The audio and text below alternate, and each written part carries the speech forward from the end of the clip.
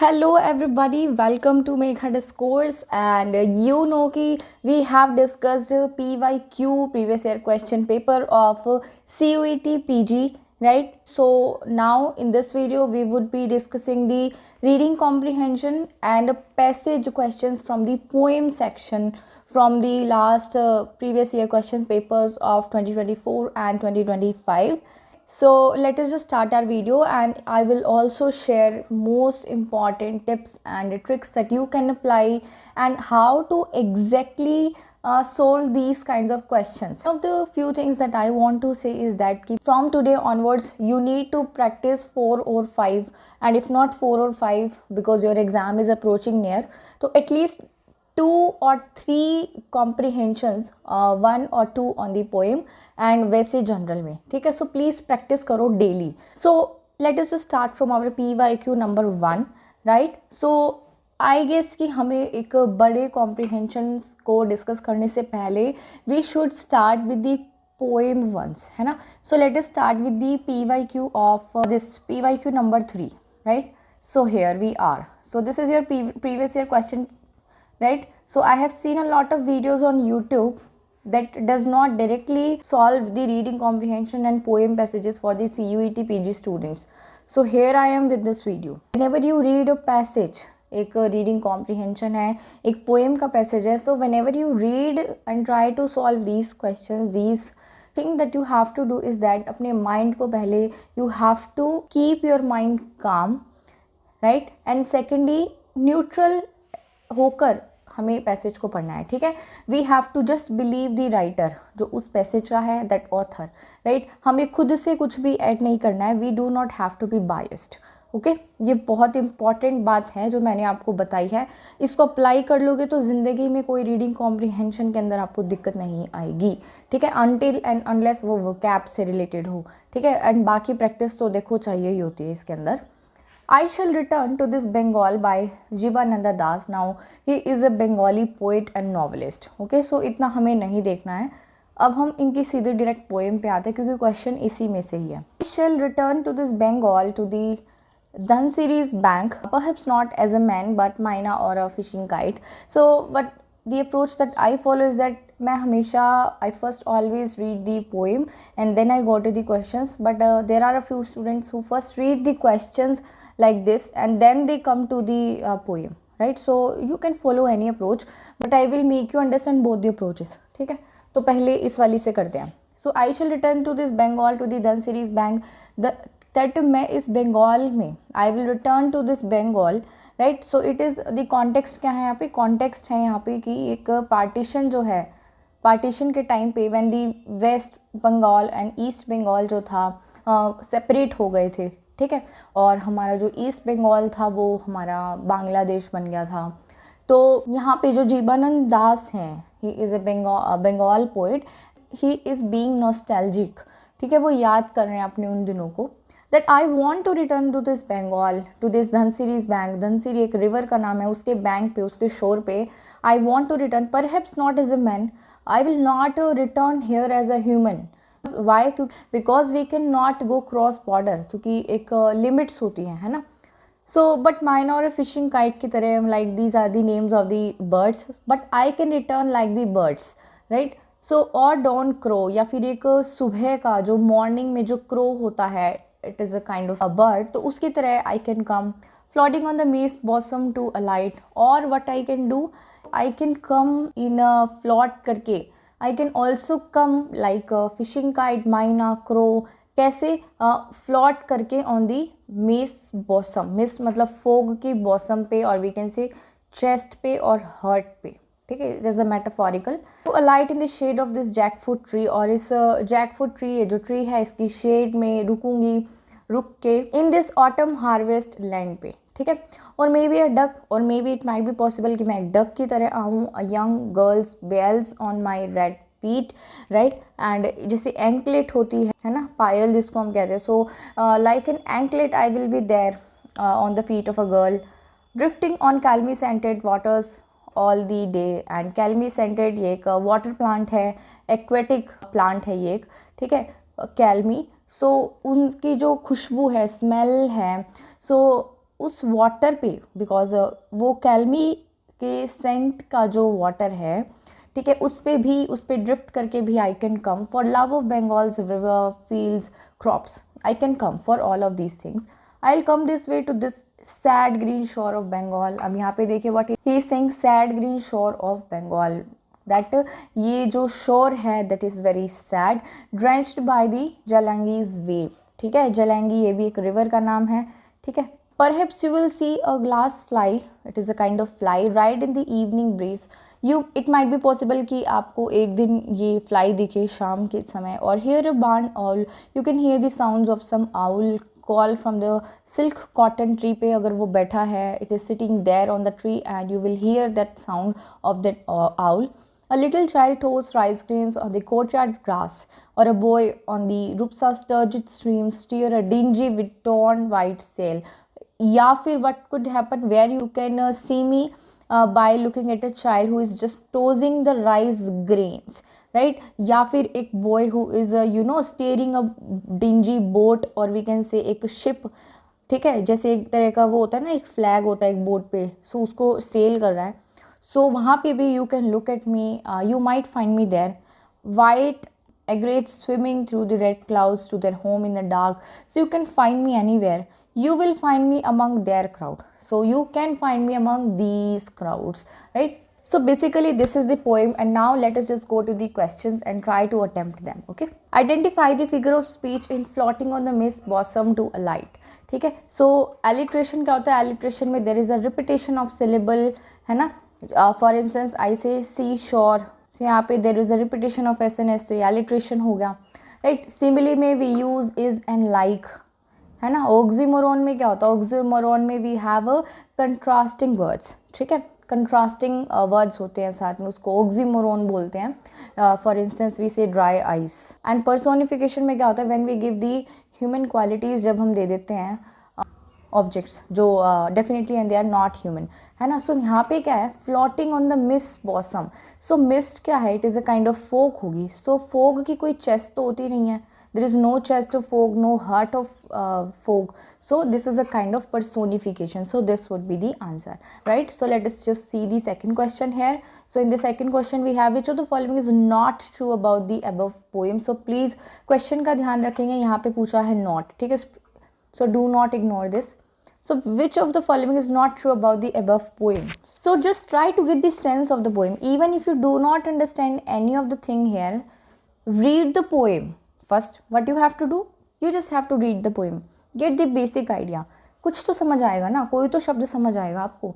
Even if you are not very good with the vocabulary, आपको कोई शब्द तो समझ आएगा कि हाँ रिटर्न की बात हो रही है. Yes we are talking about the Bengal, yes we are talking about the human की तरह मैं आना चाहता हूँ. कुछ सैड ग्रीन शोर है, यंग गर्ल की तरह हो सकता है. Just try to get the basic idea.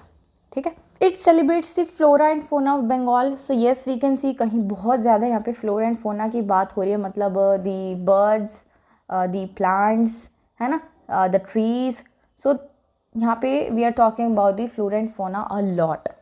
It underlines the theme of forced migration. So here we are not seeing any kind of forced migration, right. Force तो यहाँ पे कुछ है ही नहीं ना. Even we can see that he wants to return to Bengal. He is not being forced to migrate there, right. It is about the poet's ecological concerns. So yes, ecological concerns भी we can see because it is talking about the nature, right? And it is talking about that there is a green shore that are no longer happy, they are sad.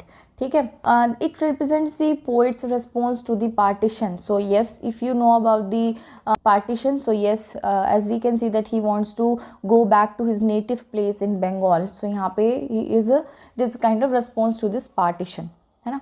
So what would be the answer? So this second, this would be the answer, right? क्योंकि there is no talk of the forced migration here. So what does the poet mean when he says this thing? So he knows that he will reincarnated as a myna or a fishing guide.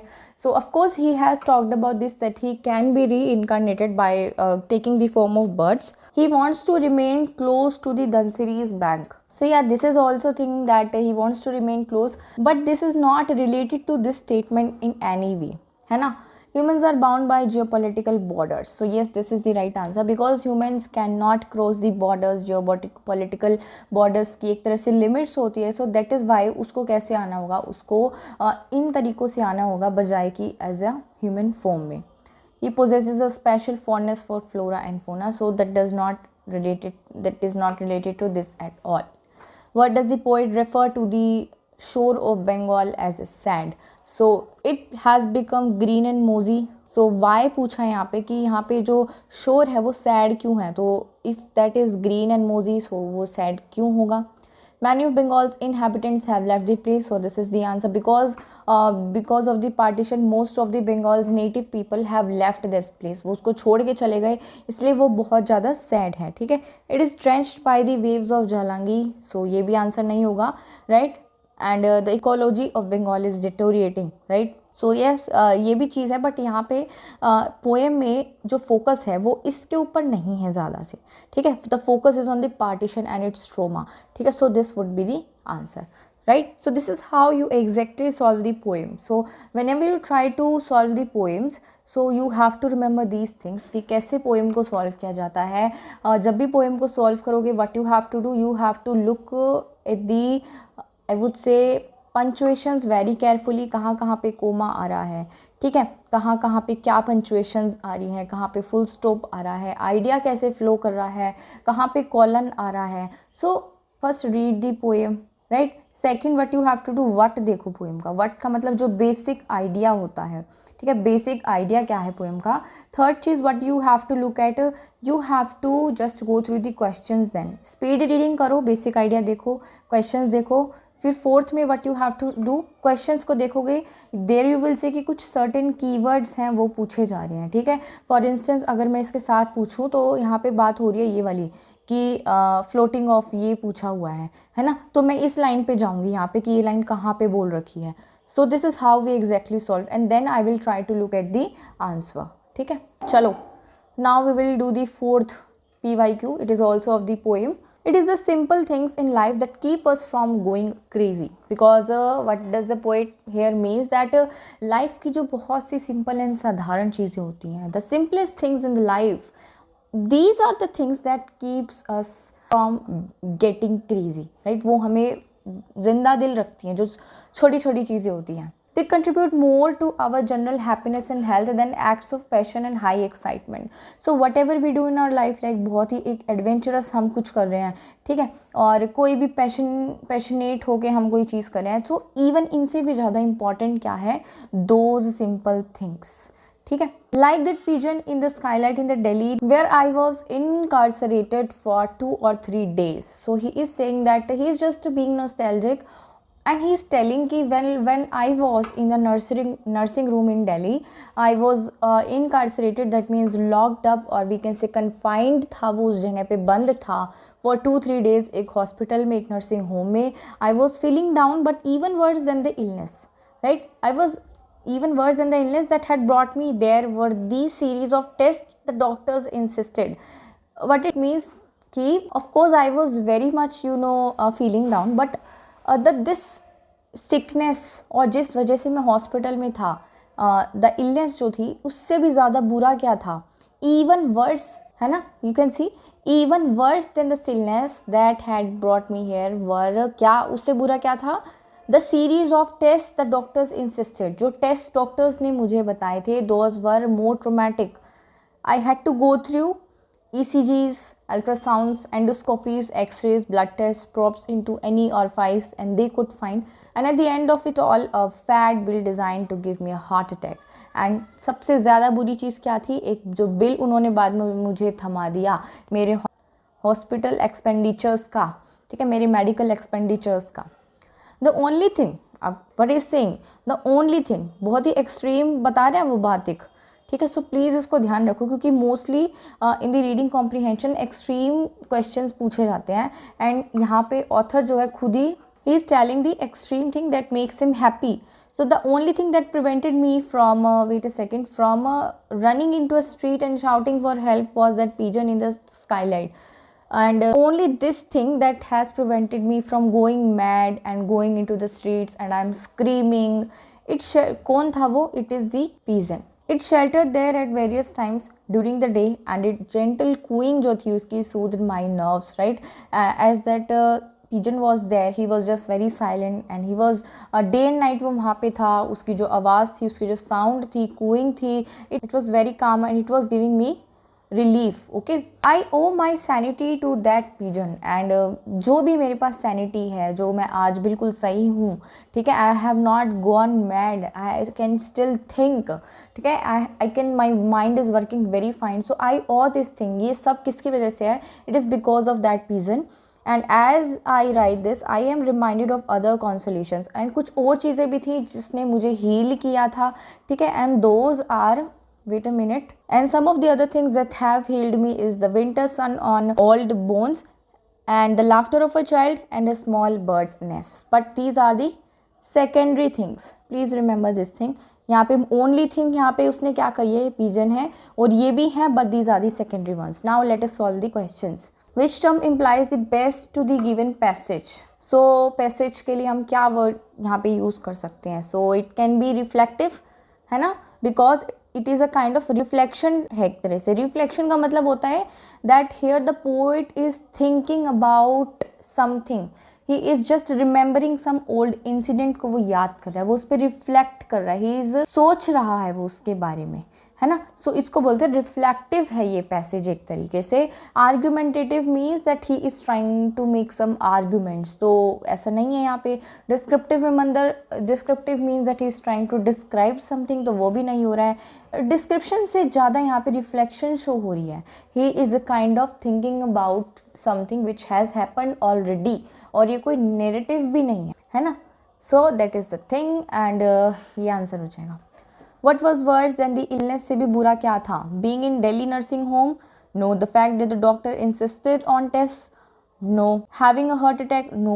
Undergoing a series of tests and a fat bill at the end of it all? Yes. This is the answer, because if you will read this poem again, तो यहाँ पे directly he has said this line. Here he has directly said this line, है ना? Here, है ना? A series of tests, ये सब I had to go through. Question है ये इस passage का. What was the only thing that prevented the writer from losing her sanity? So it is the test that promised recovery? No. The winter sun and the laughing of the child? Yes, ये चीज़ थी, but ये only नहीं थी. It was the not only. A solitary pigeon on the skylight? Yes, this is the only thing. Warmth of old bones? ये भी थी, but only नहीं थी. So only this would be the answer. So in this what we have seen कि यहाँ पे he has said that the only thing that has made him, that has prevented him from going crazy was the simple things of the life that keeps up people from not going mad, है ना. It is the simple things in life that keeps us from going crazy. First line में ही there is this answer. So we are done with the questions of poems. Now we would do the passage. Let's see the questions first, right? Complete the following sentences by choosing the correct options out of the given ones as per the reading of the passage. So ये है हमारा question. I forgot to highlight it. Prose as a medium of literary appreciation. Okay. The given passage may be characterized as this. तो यहाँ पे एक तरह से पूछा है पैसेज के बारे में. And then we have this matching, where we have to match the literary writer, critic, journalist and student of literary criticism. And then this characteristics of a good prose क्या होता है. चलो, so they have asked us 4 things. Okay, now let us just read it, right? When we approach prose, जब हम approach को पढ़ते हैं, when we read prose for purposes of working out literary appreciation के लिए, है ना, लिटरेरी अप्रिशिएट करने के लिए किसी वर्क को, दैट उसमें क्या फीचर्स हैं. Our main concern is with the kind of language use to match the thought content with it intends to which it intends to convey through the medium, है ना. हमारा मेन कंसर्न क्या होता है? Our main concern is क्या देखना, kind of language use to match the thought content. किसके साथ करना है थॉट कंटेंट को match? Which it intends to convey through the medium, है ना. We have to look at two things कि ऑथर जो है उसका क्या थॉट है, what is the thought of the author, उसकी सोच क्या है और क्या वो मैच करती है किससे? With the language that the author is using. So whenever we try to appreciate some literature work, this is our main concern. Next, it is so difficult to draw a line between the prose and poetry, and we cannot differentiate between the language of prose and language of poetry. Prose क्या होता है? The essays होगी, magazines होंगी, ठीक है, उसको हम pros बोलते हैं, ऑटोबायोग्राफीज होगी। बट पोइट्री में लैंग्वेज कैसी होती है, that is somewhat we can say fancy, decorative, it is not direct. तो इस तरह की पोइट्री में लैंग्वेज होती है। Prose is somewhat simple, but poetry जो होती है वो घुमा फिरा के बात करती है। So it is difficult to draw a line between the prose and poetry in the exact sense of the term, that some critics have even pleaded for the abolition of this distinction, and that there are some critics who said that we should not try to make a distinction between these two. However, prose for purposes of literary criticism is just another way of expressing our thoughts in the form of language. तो okay, यहाँ तक what we have seen कि यहाँ पे कहीं ना कहीं prose की बात हो रही है, there is a talk of the poetry, ठीक है, they are talking about the prose, they are talking about the language, है ना. Now let us just read further to understand the main idea of this passage.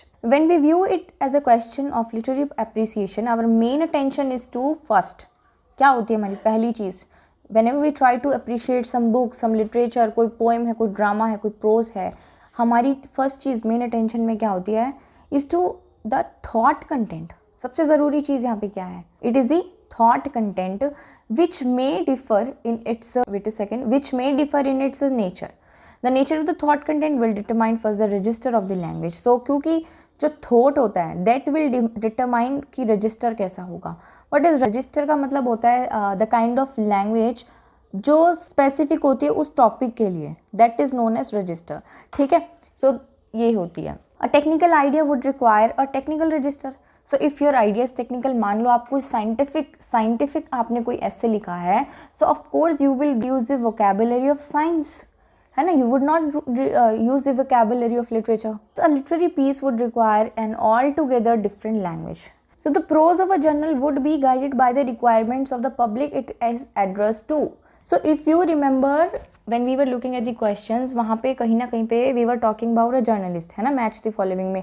So इस line को थोड़ा सा हम देख लेते हैं, अंडरलाइन सा कर लेते हैं इसको, right. End of course CBT mode में आप अंडरलाइन नहीं कर सकते, बट प्लीज़ उसको थोड़ा सा ध्यान रखना कि हाँ इन दी स्टैंजा 2 में कहीं ना कहीं वो बात हो रही थी, ठीक है, ताकि आपका टाइम थोड़ा सा बच सके. So the prose of a journalist का प्रोज कैसा होता है, would be guided by the requirement of the public it is addressed to. So how what kind of prose would a journalist write, it would write a prose जहाँ पे उसके ideas कहाँ से guide होंगे, उसकी रिक्वायरमेंट क्या है, public की. सो पब्लिक की रिक्वायरमेंट वहाँ पे मैटर करती है, ठीक है. It would mostly be simple language which even an ordinary reader can make sense of. So what kind of language would a journalist use? He will use that kind of language जो public demand करती है, जो simple language होगी, that a ordinary reader can understand. A literary writer, but एक literary writer जो होता है, a literary writer जो होगा who has a special audience होती है उसकी, तो because a literary writer जो English literature के बच्चे हैं उनकी तो थोड़ी सी language अलग होती है ना. They use literary terms, they use literary devices, would try to convey the depth of his mind, because literary लोग क्या करते हैं, वो depth की बात करते हैं, right. उनका subject ही ऐसा होता है, और would use the nuances of the language to convey the subtlety of emotions, wait a second, that he sets out to convey. So he will look at the details, and he would read between the lines, है ना, read between the lines. He would talk about the nuances, minute things की, है ना. तो ऐसे ही होते हैं ना लिटरेचर वाले. Let us see the other things. A critic would set out constructing well composed economical sentences. But एक critic क्या करेगा, because he is the critic, he has to look at the negative points, positive points of something. So वो क्या करेगा, he would see the well compose language देखेगा, economical sentences देखेगा, ना कम ना ज़्यादा, without any sense of wasted effort. Ease of expression is another criteria in this matter, है ना. ईज ऑफ एक्सप्रेशंस का भी they will look at. If the writer tends to labour hard and overwork his expression with bombastic words, it is obviously not going to make any impression on the reader's mind in any case, right. So यहाँ पे भी we have to that if कोई भी एक writer होगा वो bombastic language को use करता है. bombastic language means very flowery language, difficult, we can say difficult है, obscure है, dull, पुरानी archaic language है, flowery language है, extravagant है. So in that case also reader के mind में वो चीज़ नहीं बैठती. But the main thing that a student of literary criticism cares about is the nature of the thought content of the passage. कि nature क्या है, thought content क्या है. For language must convey with the sense of economy, sense of ease of expression होना चाहिए, exactness of approach हो the writer. So the failure to meet these demands means that the writer has not achieve the required command over the language that is expected of a good writer. So basically idea क्या है? Basically here the idea is that how to approach, how we can literally appreciate something, and what are the requirements of a journalist, of a critique, of a literary writer, of a student of literary criticism, and thought content की बात हो रही है. ठीक है, so चलो now let us do the questions. Please avoid anxiety when you solve the questions. Okay, so prose as a medium of literary expression should use appropriate language for conveying a particular content, should be highly elevated or style में no, because nowhere in this passage we talked about this highly elevated language के लिए, तो they said no directly, है ना. they said कि हमें bombastic language को we should not use that. should exhibit a creative and fanciful style, no. And focus करना चाहिए स्कॉलरली जार्गन पे ही, नो. सो दे जस्ट सेड कि we should use appropriate language for conveying particular content, है ना. Register match करना चाहिए, रजिस्टर को ध्यान रखना चाहिए. ठीक है, तो this is the answer. Given passage कैसा है? डायडेक्टिक है. डायडेक्टिक कौन सा होता है? डायडेक्टिक का मतलब होता है is it trying to teach you something, कोई मोरल लेसन आपको मिल रहा है यहाँ पे? नो. एक्सप्लिकेटिव है, तो yes this is the answer. Explicative का मतलब होता है the thing that explains, is a kind of making distinctions, बता रहे हैं हमको कि थॉट कंटेंट क्या है, what kind of language suits the writers, individual writers. ठीक है, सो एक्सप्लिकेटिव है, एक्सप्लेन कर, this is the answer. Subjective होता है वो जो पर्सनल ओपिनियंस पे बेस्ड हो. सो यहाँ पे वी हैव नॉट सीन कि यहाँ पे ऑथर का कोई पर्सनल ओपिनियन है. एंड साइकोलॉजिकल कौन सा होता है? साइकोलॉजिकल का मतलब कहीं पे माइंड की बात हो रही है. ठीक है, तो that is the thing. So we have to match now. ये क्वेश्चन तो we have done very wonderfully. So literary writer क्या होता है? सो यहाँ पे आंसर आएगा, पहली बात तो 2, ए का आएगा यहाँ पे 4. ठीक है, we have to match a with the 4. क्या लिटरेरी राइटर क्या होगा? Has a special audience in mind, उसके माइंड में एक स्पेशल ऑडियंस होती है. And would try to convey the depth of his mind, और would use the nuances of the language to convey the subtle emotion complex, है ना. सो ये हमने पढ़ा था ना वहाँ पे, series lines, this we have read already. Literary writer special audience होगी, कन्वे करेगा डेप्थ को, न्यूएंस देखेगा लैंग्वेज की, सटल इमोशंस. कितना आसान है ना, कितना आसान है ये. So even if you know कि ए का 4 आएगा तो बाकी बी 3 सी डी तो आप अपने आप सही कर ही लोगे एलिमिनेट करके. कितना आसान क्वेश्चन है. ठीक है, so please read the other 3 options also. 4th question, what are the characteristics of good prose कैसा होता है? मोस्ट अप्रोप्रिएट आंसर चूज करना है. ठीक है, बोम्बास्टिक शब्द का यूज़ करें, no. Matching the requirements of the targeted readership, so yes ऐसा होना चाहिए. ईज ऑफ एक्सप्रेशन हो, यस. इकोनॉमी ऑफ वर्ड्स क्या होता है? इकोनॉमी ऑफ वर्ड्स का मतलब होता है कि जैसे इकोनॉमी होती है ना, that we should not waste money, we should use the money जो जितना नीडेड है. So economy of words means उतने ही शब्दों का यूज़ करो जितना आपको नीड है. ठीक है, ईज ऑफ एक्सप्रेशन, आपके एक्सप्रेशन में ईज होनी चाहिए. It should not be forced कि आप ज़बरदस्ती उस चीज़ को बोल रहे हैं. You are you know doing it intentionally, you are speaking because you have to speak, ऐसा नहीं होना चाहिए. So B C D would be the answer. And now we have PYQ1 and as far as the answer key of this question is concerned, of only this question is concerned, I searched a lot of websites but I could not find the exact answer key of this, right? So I will analyze this paragraph on the basis of my own knowledge. Okay, I will also tell you that how I arrived to a specific answer. ठीक है, so please follow along. The perennial debate about gender differences threatens to remain inconclusive. Perennial debate, perennial का मतलब क्या होता है? Long lasting. It is long lasting. जो debate है वो चल रही है, the debate that is long lasting, वो क्या है? Differences, gender difference की जो एक debate है, gender difference के ऊपर, वो इनकॉन्क्लूसिव है. इनकॉन्क्लूसिव का मतलब होता है it has no conclusion yet, no conclusion, अभी तक कोई रिजल्ट पे नहीं आया है. ठीक है, उस चीज़ का. Stereotypes means making discrimination, biased होना किसी चीज़ के लिए, prejudiced होना.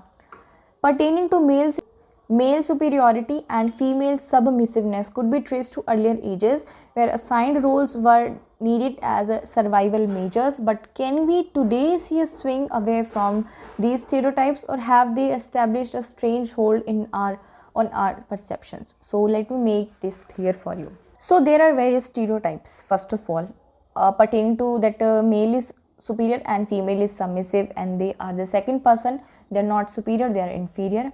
एंड दिस इज़ बिकॉज कि अर्ली एजेस से ही ये चीज़ें चल रही हैं, जहाँ पे रोल्स जो थे वो असाइन कर दिए गए थे लोगों को एज अ सर्वाइवल मेजर। ठीक है कि मैन जो होता है he has to be the bread winner, उसे ही घर के बाहर जाके काम करना है। A women has to remain in the home, उसको खाना बनाना है। तो ये शुरू से ही ऐसा चला रखा है, ये पता नहीं क्यों चला रखा है। But can we today see a swing away का मतलब उस चीज़ से हट जाना? क्या आज हम इस चीज़ से हट सकते हैं from these stereotypes? Can we remove ourselves from these I can say myth?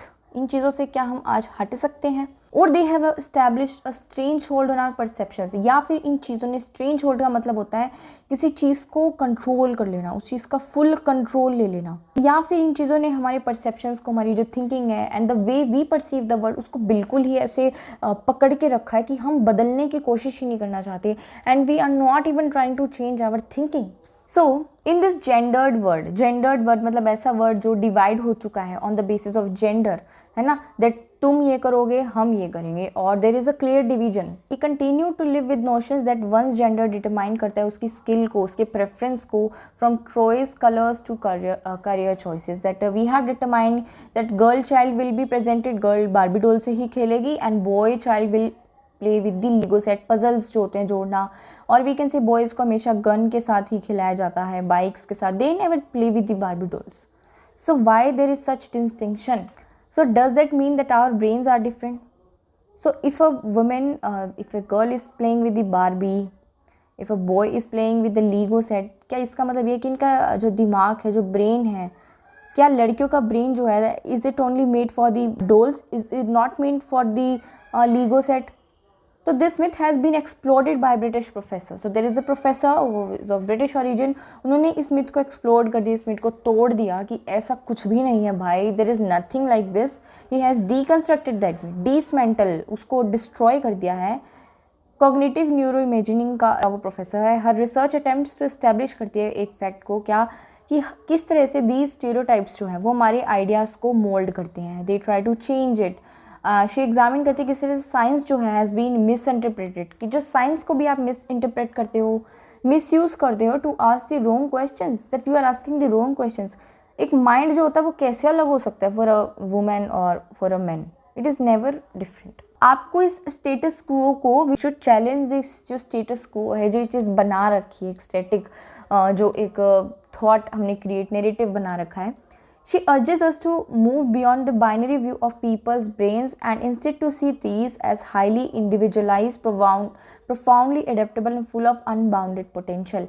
हमें क्या करना चाहिए? We should, ये जो binary oppositions that we have made, binary opposition का मतलब होता है मेल एंड फीमेल, ठीक है, डे और नाइट, सिर्फ दो ही चीज़ का एग्जिस्ट करना। सो दीज बाइनरी अपोजिशंस जो है, लोगों को दो भागों में बांट देना उनको, we have to break this thing and we have to look at these people कि ये अलग अलग एंटिटी हैं। Man is man, women is women, both are individuals, both are humans, है ना, both are adaptable, both have potential, both have talents. Her conclusive findings establish that no brain, wait a second, let me just clear it for you first. Now her conclusive findings जो हैं establish करते हैं that no brain differences can be found that are solely gender related. He has worked on some project और उसने क्या find किया, that no brain difference, that there is no difference in the brain of the different genders, है ना, gender related कुछ भी नहीं होता उसमें। इन अदर वर्ड्स मॉडर्न जो न्यूरो साइंटिस्ट हैं, they have identified no decisive category defining difference between the brains of man and women, कि नहीं वुमेन का ब्रेन ऐसा होता है, मैन का ऐसा होता है। So as a result of these findings we owe it to ourselves to dump the myths and look at ourselves fresh, and because of this result क्या निकलना चाहिए, that we should, you know, we should ignore all these myths. We should look at ourselves from a different angle, from a fresh angle. We need to recognize that the male and female brain debate जो है वो खाली एक distraction है। ये जो बना रखा है ना, even in the social media we see that there are a lot of jokes about the women, है ना, वो कहते हैं ना एक वुमेन और हंसने लग जाएंगे। So that is just all a piece of shit, वो सिर्फ एक डिस्ट्रैक्शन है। Besides being based on inaccuracies, और इनएक्यूरेट अलग हैं वो, इट इज़ पॉसिबली हार्मफुल भी है लोगों के लिए, because it can be use as a hook to justify saying that there is no point in girls doing science. क्योंकि अगर ये चीज़ें ऐसे ही चलती रहेंगी ना, if we will accept these things and if these things gets continued, तो क्या होगा, कहीं ना कहीं से we will make a distinction between women and boys, and हम कहना ये शुरू कर देंगे कि girls should not opt for science, girls should not opt for maths, क्योंकि उनके दिमाग में वो आता नहीं है, क्योंकि उनका दिमाग वैसा बना ही नहीं है ना। So they do not have science brain, और कंपेल करना बॉयज़ को फॉर साइंस बिकॉज उनका ब्रेन जो है वो शायद आर्ट्स नहीं पढ़ सकता, and they can not read about aesthetic things और beauty. It all can also condemn boys for being emotional, that boys कभी रोते नहीं हैं, that they should never cry, boy never cries, a man never cries. So that is all I would say completely bullshit. As this is seen as a feminine trait, क्योंकि रोना एक लड़की feminine चीज़ होती है, तो ये सब गलत चीज़ होती है। एंड मोस्ट डेंजरस चीज़ इसमें अंदर क्या होगी, to proclaim that boys not girls are meant to lead. और ये जब आप चीज़ें करोगे ना, ये सब जब अगर आप ये चीज़ें ऐसे करोगे तो क्या होगा, there would be a day जहाँ पे हम सब वापस से ये बात हम सब कहेंगे कि boys should lead the world. क्यों? क्योंकि they are strong, they can play with the bikes and guns, they can not cry, they are strong. But at the end of the day हमें इस बात को ध्यान रखना चाहिए that we all are humans, we have our different qualities. So let us leave this now and just go to the questions. The research of a British professor of cognitive neuroimaging has succeeded in establishing that. Now I could not find the exact answer key, but in my opinion the most appropriate answer जो यहाँ पे होना चाहिए वो क्या है? Let us see. The brain of a man and woman are alike.